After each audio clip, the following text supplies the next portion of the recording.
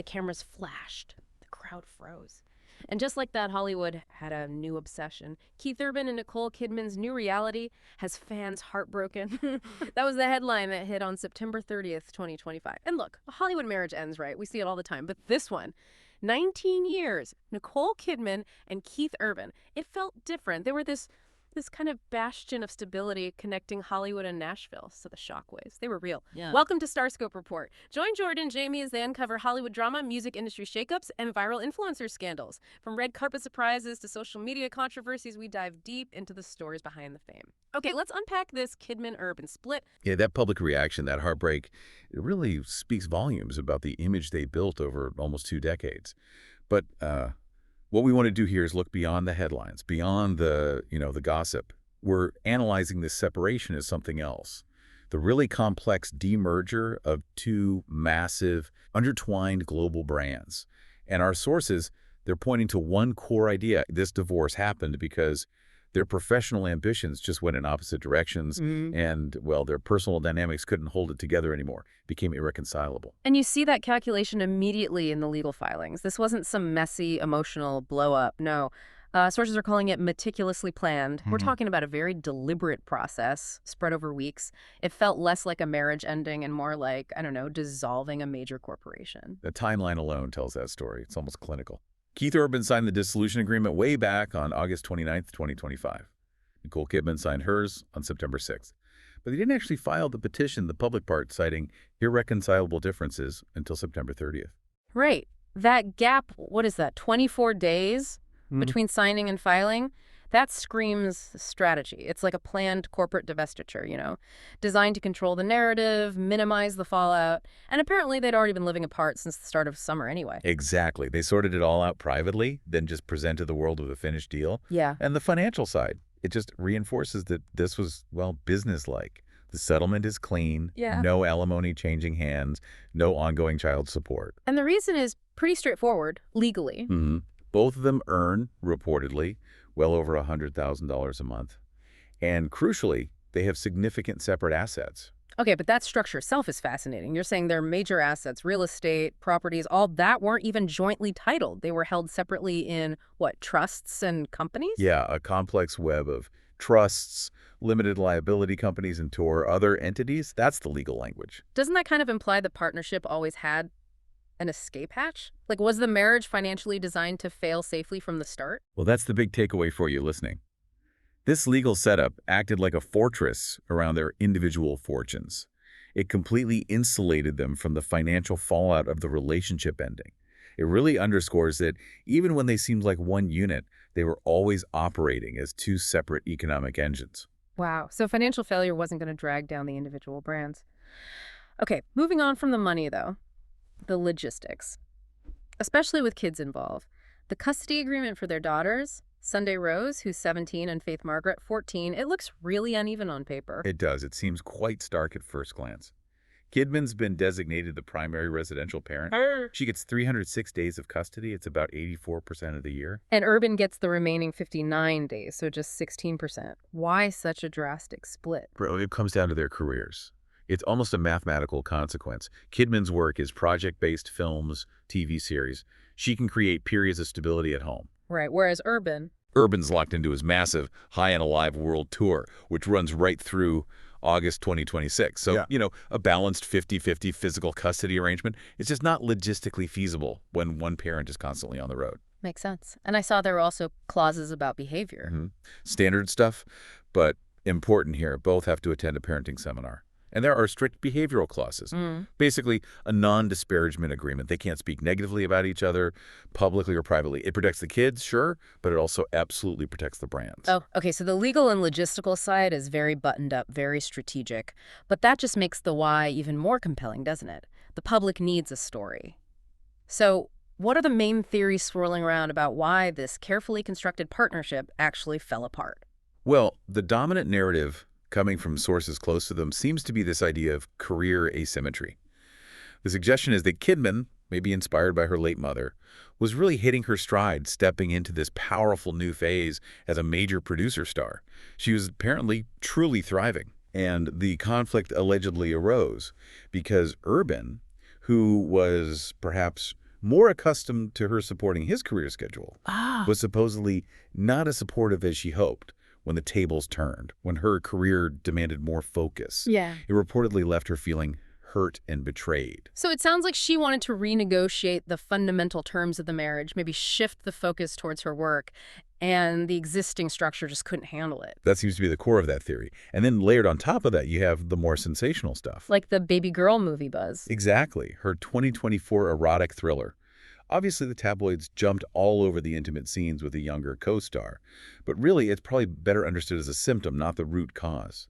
That role, that film, it represented her exercising complete creative autonomy, that kind of freedom that maybe didn't quite fit within the old marital framework. And inevitably, the narrative got even messier with infidelity rumors, right? Suddenly, names are being thrown around Urban, supposedly with his guitarist, Maggie Bow, or maybe Kelsey Ballerini. And the evidence that went viral. Urban apparently changing the lyrics to his hit song, The Fighter. The one he famously wrote about Nicole. That's the one. He was seen singing it live, but allegedly swapping in the name Maggie. Wow. That's bold. Like a public edit of their history right there on stage. It's an incredible example of what we're calling viral archaeology, a real-time public redaction of his history with Kidman. And you can bet sources close to Kidman didn't see it as an accident. They reportedly viewed it as a deliberate move to publicly embarrass and hurt her. And that's where the past really comes back to bite him, image-wise. Because people remember 2006. They remember Kidman standing by him through his public addiction struggles. She called it love in action. Right, there's a strong public perception of an unpaid debt, a feeling that he owed her unwavering support when her star was rising. So the split, especially with these rumors, gets framed as, well, profound ingratitude. And speaking of the past being weaponized, that prenup detail that resurfaced, the so-called cocaine clause. Oh yeah, that added a whole other layer. The reports claim the prenup awarded Urban something like $600,000 for every year he stayed sober. So over 19 years, what does that add up to? Over $11 million. $11 million. Tied specifically to his sobriety, which she actively supported him through. Precisely. And according to reports, learning or maybe revisiting this detail became a source of deep betrayal for Kidman. It instantly reframes the narrative, doesn't it? It shifts from love saved him to love had an 8-figure contractual backup plan. It adds this very transactional element that really hurts his side of the story in the court of public opinion. Okay, so amidst all this narrative warfare, you see their paths diverging almost immediately after the split announcement. Kidman seems to be experiencing a kind of professional liberation. Absolutely. She's channeling this moment into, frankly, one of the most powerful phases of her career. She's not just an actress, she's a producer star with real clout through her company, Blossom Films. And her upcoming project slate looks incredibly strategic. It's a masterclass. You've got Practical Magic 2 coming in 2026. Then there's Scarpetta on Prime Video. She's starring as Dr. Kay Scarpetta, and they've already ordered 2 seasons. Plus, Big Little Lies Season 3 is officially happening. She's building franchises, long-term power plays. Exactly. And notice the theme in these roles is a CIA officer, chief medical examiner. Powerful women in high-stakes jobs. Right. It's almost like a meta-commentary on female power. It perfectly aligns with this image she's projecting post-divorce. Focused, in control, maybe even thriving because of the split. Unbowed.